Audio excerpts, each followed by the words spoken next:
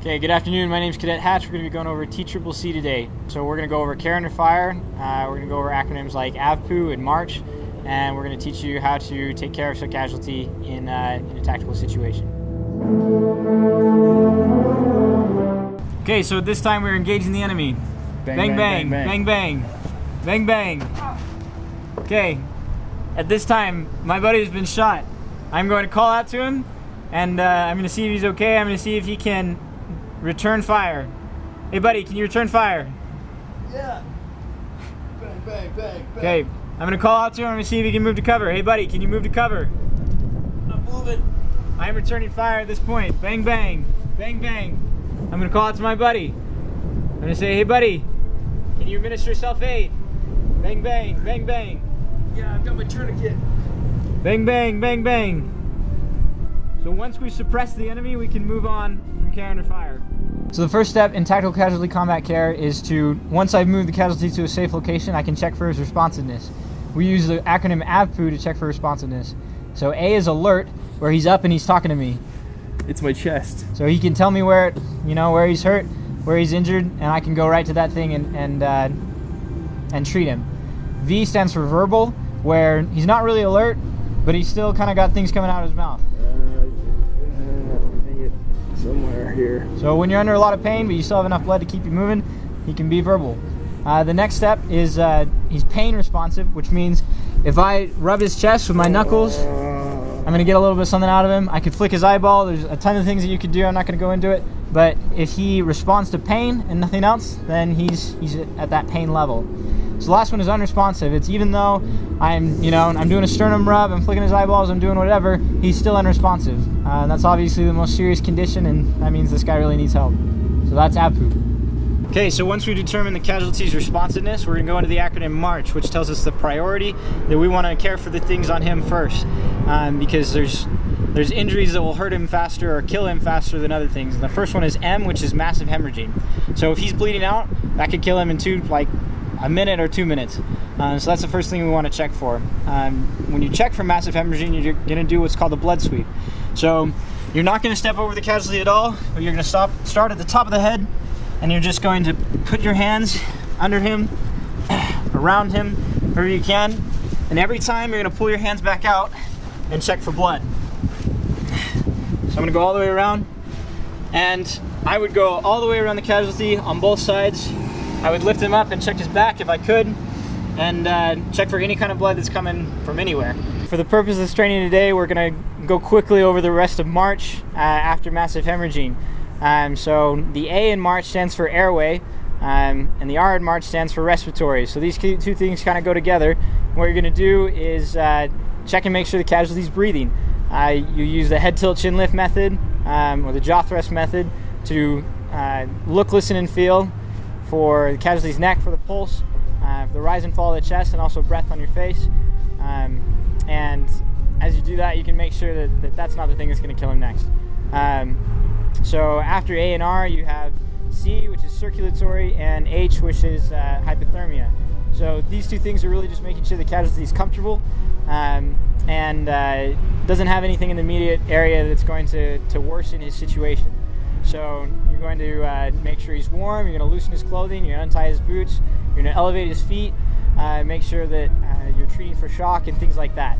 So once we perform care under fire and I've gotten my casualties to a safe location, I can go through AVPU and all those things, maybe a blood sweep if I have to, but as soon as I determine that he has a sucking chest wound, this is how I'm going to treat him. So if I find that he has a sucking chest wound right here, this is an entrance wound, first thing I'm going to do is lift him up, pull him over, and see if I can find an exit wound.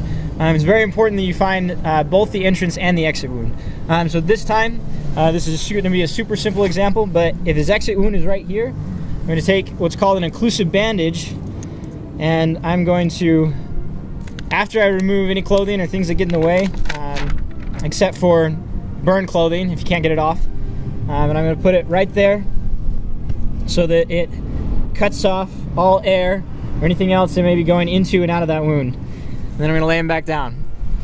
Okay, so at this time, I'm going to take whatever other piece of plastic or whatever else I need, and I'm going to apply this to the entry wound. I'm going to hold it there for a second, and I'm going to tape all three sides.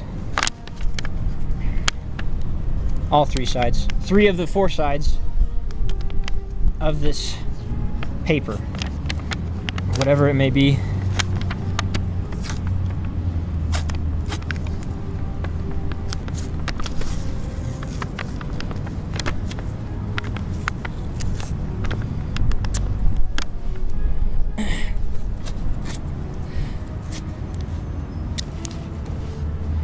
Okay, just like that.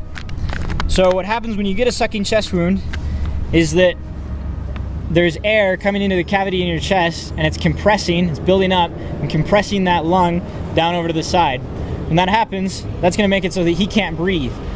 So if he's alert or he's awake, he's probably going to be telling you that it's hard to breathe, or that he's having trouble breathing, or that it hurts in his chest, and that's a good sign that he has a sucking chest wound. What the occlusive bandage does, instead of just like bandaging it for blood or things like that like we do on the extremities, the occlusive bandage does is it cuts off air from entering that chest cavity so that he doesn't get any worse. When the casualty breathes in, this occlusive bandage will suck into his chest and keep air or anything else from going in there, and then when he breathes out, it'll allow things like fluid or whatever else to drain, or air as well especially, which is one reason why it's especially important to move the casualty once that happens with the bad lung on the bottom into a position where he can breathe and that stuff can drain. So this is a rescue position, and that's going to allow this lung to be able to still work properly, while the other lung, you know, we do what we can with it. One thing that's super important is that you use the tourniquet from your buddy's IFAC and not from your own, because in a few minutes, if you get hit, whatever happens, you need to be able to use that for yourself. So I'm going to take this tourniquet, which I got from his IFAC, and I'm going to apply it. If he was on the ground, that'd be one thing. For the purpose of this, just have him standing up so you can see. But if he has an arm wound, I'm going to apply this tourniquet high and tight.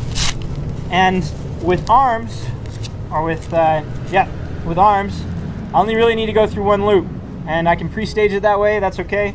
It's built for that. With legs, if you're doing a tourniquet down there, then you want to be able to loop it through both of these holes here so that it has enough leverage or torque, whatever you want to call it, to actually keep blood from coming out down there. So I'm going to put it on high and tight. I'm going to tighten it down as much as I can and fit it back over so that it gets as much as possible on the Velcro.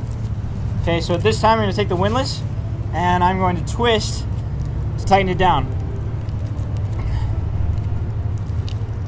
Okay, and once I know that's tight enough, I'm going to lock it down with that strip so the windlass doesn't come off. I'm going to check for a pulse in his arm. So if he still has a pulse, I know I didn't put it on right because he's still, there's still blood moving through there. But let's say he doesn't have a pulse, it's on tight enough.